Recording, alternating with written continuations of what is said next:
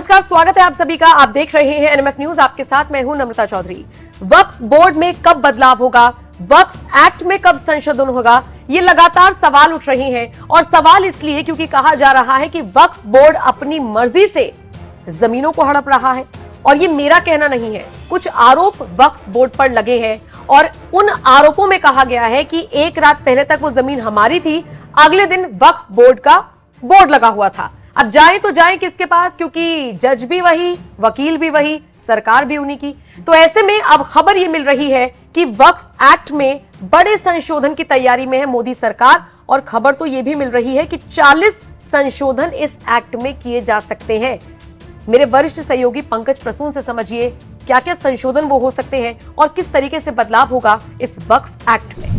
जी नम्रता, मोदी सरकार वक्फ board act में कुछ बड़े संशोधन करने वाली है और ये संशोधन 5 अगस्त को संसद में पेश किए जाएंगे, जो नया संशोधन बिल है। अब वो संशोधन क्या है वो जानना बेहद जरूरी है, क्योंकि जब तक वो संशोधन आप जानेंगे नहीं तब तक वक्फ बोर्ड को लेकर तरह तरह के भ्रम फैलाए जाएंगे, खास करके अल्पसंख्यक तबकों के बीच। सबसे पहली बात जो संशोधन है वो ये है कि विवादित प्रॉपर्टी जो वक्फ बोर्ड लेने वाला है, अगर वो विवादित हुई, सपोज कि 2 भाइयों के बीच लड़ाई है, तो होता यह है कि वक्फ बोर्ड कहता है कि वो हमारी है और वो फैसला करने भी वक्फ बोर्ड ट्रिब्यूनल में ही जाना पड़ता है। तो नया संशोधन यह है कि अगर कोई विवादित प्रॉपर्टी वक्फ बोर्ड ले रहा है तो उसका सत्यापन किया जाएगा, यानी कोई भी मजिस्ट्रेट आके चेक कर लेगा कि भाई वो विवादित है कि नहीं या किसका है, सिर्फ सत्यापन की बात है। तो ये पहला संशोधन है कि विवादित प्रॉपर्टी जो आने वाला है, जो वक्फ बोर्ड लेने वाला है, अगर वो किस तरह का कंट्रोवर्सी हुआ तो सत्यापन कर लिया जाएगा उसका। तो एक ये है। दूसरा जो संशोधन है वो ये है कि अब तक जो भी विवादित संपत्तियां वक्फ बोर्ड ने खरीदी हैं या फिर जिनका केस मुकदमा चल रहा है, उनका भी सत्यापन किया जाएगा। इसमें बुराई क्या है? मान लिया कि कोई ऐसा आदमी है कि जिसके पास एक प्रॉपर्टी है और नियम तो यह है कि वक्फ बोर्ड ने उस पर हाथ रख दिया कि आज से आपकी प्रॉपर्टी वक्फ बोर्ड की हो गई। अब वो बेचारा जाएगा कहां?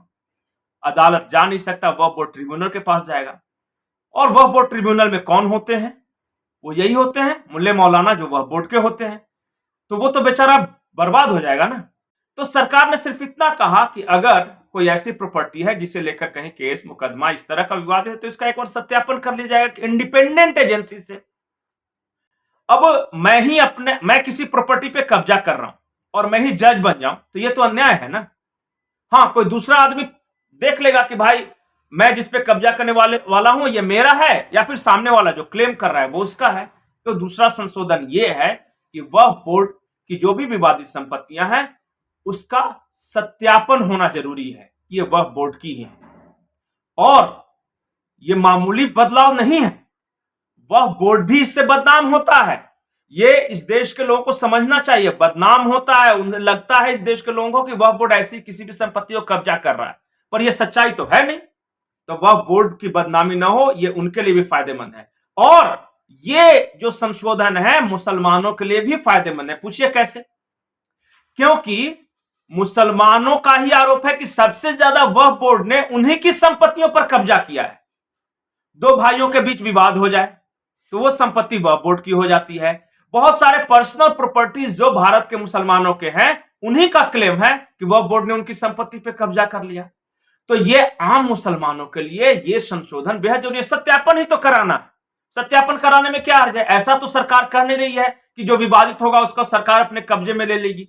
सरकार तो करे कि सत्यापन कर लो भाई कि भाई आपका है या सामने वाले का है। अगर ये पता चल जाए तो इसमें गलत क्या है? तो आम मुसलमान जो कि बेचारा कुछ नहीं कर पाता था, अगर वक्फ बोर्ड उनकी संपत्ति पे कब्जा कर ले तो उनके लिए फायदेमंद है। एक और बेहद महत्वपूर्ण बात, भारत में हजारों की संख्या में, जी हां मैं हजारों की संख्या बोल रहा हूं, हजारों की संख्या में आम मुसलमानों का आरोप यह है कि मेरी लड़ाई किसी से है और फलाना खुद या उसका कोई रिश्तेदार वक्फ बोर्ड में है। अब वो क्या कर रहा है कि परेशान कर रहा है मुझे। अब मेरे से झगड़ा है लेकिन वो वक्फ बोर्ड के थ्रू आ रहा है, कह रहा है कि ये संपत्ति उसकी है, या फिर किसी की पैरवी है तो वो मुझे परेशान कर ले कि मेरी प्रॉपर्टी को वक्फ बोर्ड की प्रॉपर्टी बना के मुझे परेशान कर रहा है। तो अगर सत्यापन होगा सरकारी सत्यापन है। देखिए, इसमें कोई भेदभाव नहीं है कि कौन कर रहा है कौन नहीं। इंडिपेंडेंट कोई भी हो, वो सत्यापन हो सकता है। इस पे विवाद हो सकता है कि भाई कौन रहे उस सत्यापन वाले बोर्ड में, ये कह दे संशोधन। लेकिन जब तक सत्यापित नहीं होगा कैसे पता चलेगा कि किसका क्लेम सही है। तो वैसे मुसलमान जिनका आरोप यह है कि पर्सनल झगड़े की वजह से सामने वाला खुद वक्फ बोर्ड में है या उसका कोई रिश्तेदार वक्फ बोर्ड में है तो हमें परेशान करते हैं, वैसे लोगों को भी राहत मिलेगी। अब किसी की भी संपत्ति किसी वक्त वक्फ बोर्ड कब्जा नहीं कर सकेगा। तो ये आम मुसलमानों के लिए भी फायदेमंद है। और बाकी के लिए, जैसे बहुत सारे इस तरह केसेस आए हैं कि वो वहां 1500 साल पुराना शिव मंदिर है, अब उसको वक्फ बोर्ड बोल रहा है कि ये हमारा है। तमिलनाडु के गांव की मैं बात कर रहा हूं। या फिर ये कहा जा रहा है कि पंजाब जो है, भारत का पंजाब, उसमें आधा जो जमीन है वो वक्फ बोर्ड का है। तो एक बार मैं ये नहीं बोल रहा हूं कि वक्फ बोर्ड की अगर है उनका तो बहुत अच्छी बात है, लेकिन अगर सत्यापन हुआ वो किसी पर्सनल इंसान की है तो वो उनको दे देनी चाहिए, वो सरकार आगे फैसला करे। तो सिर्फ सत्यापन की बात है, लेकिन देखिए इस पे कैसी पॉलिटिक्स होती है, कैसा विवाद हो सकता है। जो खबरें आ रही है उसके अनुसार 5 अगस्त यानी बस कल ये संसद में पेश होने वाला है वक्फ बोर्ड संशोधन विधेयक। इंटरेस्टिंग है।